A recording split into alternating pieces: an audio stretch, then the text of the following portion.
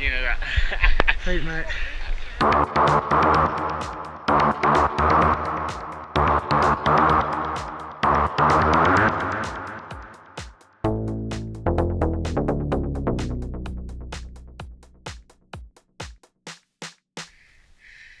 Take your dream and I want you to write it down on a piece of paper. Now, take that dream and break it down into small, actionable steps, and you now have a goal.